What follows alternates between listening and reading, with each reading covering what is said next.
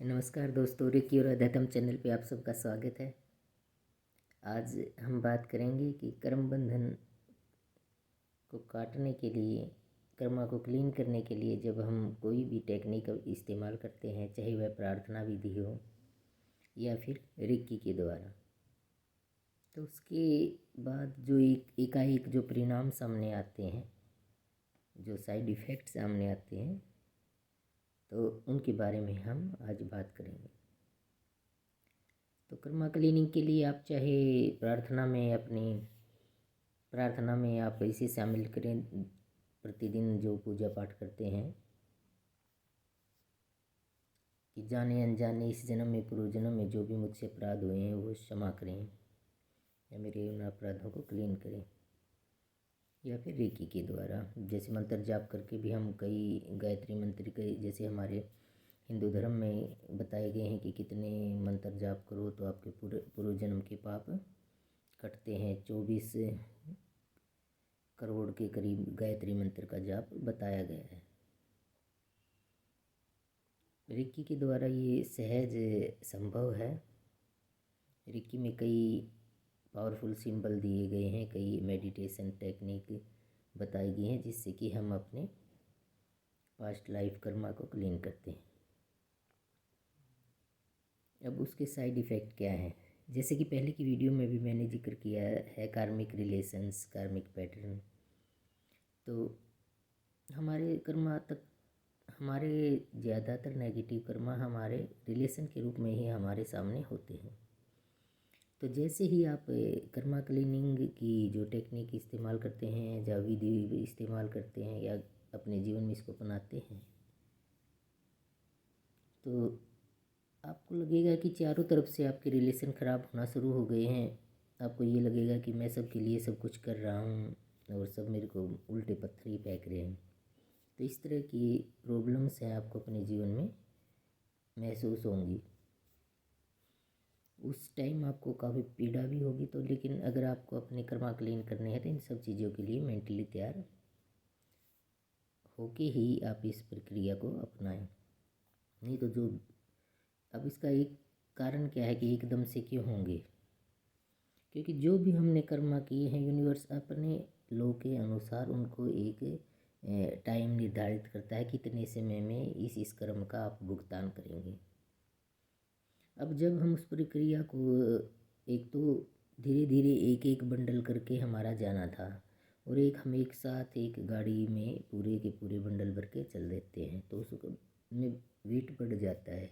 इसी तरह की कुछ परिस्थिति जब हम कर्मा क्लीनिंग की प्रक्रिया अपनाते हैं तो हमारे साथ होती है कि एक साथ बहुत सारे बैग हमने उठा लिए हैं।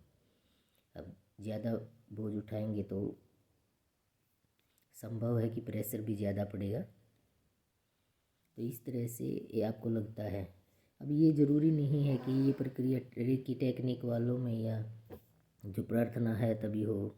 कई बार कई जीवात्माओं के ये अंतिम जन्म होता है तो उनके साथ पूरी, कई अपने आसपास भी कई लोगों को देखा है कि बेचारे बहुत ही भले लोग होते हैं, सबके लिए कुछ ना कुछ करते हैं, उनको ना अपने परिवार से कुछ मिलता है बुराई सिवा बुराई के, और ना ही बाहर से कहीं, सब मतलब ऐसे स्त्रुवत व्यवहारी, किसी का कुछ कर ले उनके लिए दूसरों के मुंह से बुरे ही शब्द सुनने को मिलेंगे। कई बार जो दूसरे जन होते हैं जिनका उनसे कुछ लेना देना, वो कहते भी हैं बेचारा भला आदमी है फिर भी देखो। तो ये सब उनके कहीं ना कहीं पूर्व जन्म के कर्म उस टाइम सेटल होने लग रहे हैं, या उनका ये लास्ट लाइफ है, इसके बाद उनको जो अगला जन्म होगा तो वो उनका अपना सेल्फ के लिए ही होगा। सारे कर्म इसी में पेंडिंग।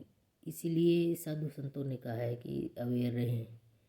अगर आप इन चीज़ों से, इन प्रक्रियाओं से अवेयर हैं तो अपने लिए और एक्स्ट्रा कर्मों के बैगेज नहीं इकट्ठा करेंगे, उन्हीं को सेटल होने देंगे, ताकि आपकी जो आत्मा की जीवन यात्रा है, जो उसका पर्पज है, उसको उस तक पहुंचने में आपके जितने भी हर्डल्स हैं वो हटें, और आप जो जीवन का असली पर्पज है वो पूरा कर सकें। इस तरह से जो ये साइड इफ़ेक्ट इस रूप में सामने आते हैं, तो इनके लिए पहले से ही सावधान रहें, मन को मजबूत करें। क्योंकि जब भी इस तरह के रिजल्ट सामने आते हैं तो आपको मानसिक पीड़ा, दिल से पीड़ा बहुत महसूस होगी। आप अपने आप को बहुत अकेला फील करेंगे, लुटा हुआ सा फील करेंगे। तो इस तरह की चीज़ों से उबरने के लिए आप इस वक्त आपको अपने आप में, इसको स्वीकृति भाव कहते हैं जिसे, इस तरह के भाव के साथ साथ अपने आप को मजबूत भी करना पड़ेगा ज़रूर, तब जाके आप इस प्रक्रिया से निकल सकेंगे। क्योंकि अगर पूरी तरह से हम किसी चीज़ को स्वीकार नहीं कर पाएंगे, माफ़ नहीं कर पाएंगे, क्योंकि ये जब रिलेशन होंगे तो उनसे अटैचमेंट होती है तो क्रोध भी आता है। रिलेशंस में जो प्रॉब्लम आनी शुरू होंगी और क्रोध आएगा तो हम उनके लिए या तो नेगेटिव बोलेंगे या तो बोलने सोचेंगे। तो जो सोचेंगे, बोल ले तो चाहे कम, लेकिन जो सोचेंगे और उनको दिल से अगर माफ़ नहीं करेंगे तो फिर हमारे कर्मा क्लीन नहीं होंगे, वो कहीं ना कहीं उनके साथ अटके रहेंगे। तो इस प्रक्रिया को करने के लिए हमें बार बार अपने आप को ही क्लीन करना पड़ेगा, अपने विचारों को ही क्लीन करना पड़ेगा। ऐसे अपने आप को ये समझाना पड़ेगा कि ये मेरे पैटर्न है, ये मेरे को छोड़ने हैं, आगे बढ़ना नहीं। तो फिर आप वहीं पे स्टक होकर रह जाओगे, आगे नहीं बढ़ पाओगे। तो ये प्रैक्टिस बड़ी ही थोड़ी तकलीफ दे ज़रूर है, लेकिन इनके परिणाम बहुत ही अच्छे हैं। अपने अपने आप की उन्नति के लिए, अपनी आत्मा की उन्नति के लिए ये ज़रूरी है, जो हमारा जीवन पर्पज है उसे प्राप्त करने के लिए। तो जो भी अपने कर्मा क्लीनिंग के जिज्ञासु लोग हैं वो इस परिस्थिति को स्वीकार करने के लिए तैयार रहें, और जब भी इस प्रक्रिया को अपनाएं तो इस तरह की प्रॉब्लम आएंगी ही आएंगी। नमस्कार।